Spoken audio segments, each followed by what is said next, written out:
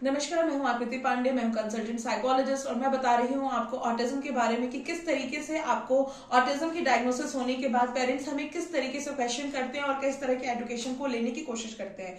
कई बार हमारे पास पेशेंट आते हैं ना, तो उनको उनके गार्जियन को ये रहता है कि मेरा बच्चा रिकवर नहीं कर रहा है, रिकवर नहीं हो रहा है। मैम और सर, इस चीज को आपको समझने की बहुत ज्यादा जरूरत है कि ऑटिज्म की ट्रीटमेंट कभी भी मेडिसिन से नहीं हो रही है, और मेडिसिन से नहीं होने की वजह से हम जब इंटरवेंशंस लगाते हैं तो उसकी चेंजेस आती हैं, वो विजिबल बहुत लेट से होती हैं।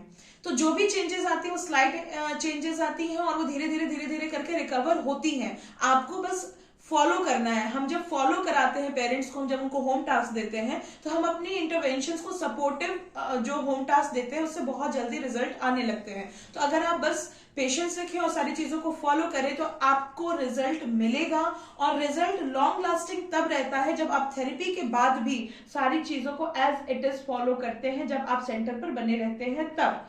ऐसी सिचुएशन या ऐसी टेक्निक्स को फॉलो नहीं करने के बाद ही थेरेपी सेंटर छोड़ने के बाद आपके सारे के सारे सिम्टम्स वापस से रिलैप्स कर जाते हैं और आप फिर से परेशान हो जाते हैं। तो बहुत ज्यादा परेशान नहीं होना है। अपने एक्सपर्ट को मैं अपनी सारी वीडियोस में आपको बताती रहती हूँ कि आप किसी एक एक्सपर्ट के ऊपर बिलीफ रखें, एक ही एक्सपर्ट के ऊपर अपनी उनकी टेक्निक्स को फॉलो करें, और जिसको भी फॉलो कर रहे हैं एज इट इज उनके साथ आप बने रहें। बहुत ज्यादा पैनिक होंगे तो आपको बहुत सारी प्रॉब्लम्स का सामना करना पड़ेगा और आपको सॉल्यूशन कभी भी नहीं मिलेगी। दूसरी चीज है कि हमेशा लोग परेशान रहते हैं कि ऑटिज्म की ट्रीटमेंट में स्पीच थेरेपी और ओटी के बारे में सवाल ज्यादा की जाती है। तो स्पीच थेरेपी का इसमें रोल कभी भी नहीं होता है। और ऑक्यूपेशनल थेरेपी कोई बच्चा तभी करता है जब वो थोड़े से सेंस में आ जाता है, जब बच्चे के अंदर सिटिंग हैबिट डेवलप हो जाती है तभी ऑक्यूपेशनल थेरेपी कराई जाती है। तो आप बहुत ज्यादा थेरेपीज को पढ़ करके, थेरेपीज के नाम के बारे में जान करके, उसके बारे में एडुकेट होकर के मिसगाइड होने की जरूरत नहीं है।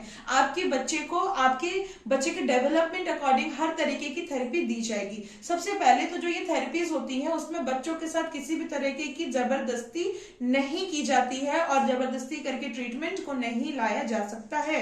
तो ऐसी फोर्सफुल टेक्निक्स को हम कभी भी बच्चों के ऊपर अप्लाई नहीं कर सकते हैं। ज्यादा फोर्सफुल एक्टिविटीज को अप्लाई करने के बाद बच्चा ऑलरेडी पैनिक रहता है, ऑलरेडी उसके अंदर बहुत सारे सप्रेशंस होते हैं, वो एंजाइटी होती है, वो बहुत ज्यादा फ्रस्ट्रेशन रहता है, वो सारी चीजें अचानक से ट्रिगर आउट हो जाती हैं और बच्चा परेशान हो जाता है और उसके बाद उसमें रिजल्ट लाने में काफी टाइम हो जाता है और जल्दी रिजल्ट नहीं आता है। और कहीं ना कहीं ऐसे फोर्सफुल थेरेपीज का ऑटिज्म के ऊपर बहुत नेगेटिव इफेक्ट पड़ता है और वो सारे सिम्टम्स जो है बहुत ज्यादा अग्रेसिवली स्प्राउट आउट करती हैं। तो आपको फोकस करना होगा कि आपके बच्चे के साथ इनिशियली बहुत ज्यादा फोर्सफुल थेरेपी को मत फोकस करिए, बस उसकी रिकवरी की तरफ आप फोकस करिए, रिलैक्स रहिए और बहुत ज्यादा मिसगाइड नहीं होइए। बने रहिए हमारे चैनल के साथ। धन्यवाद आपको।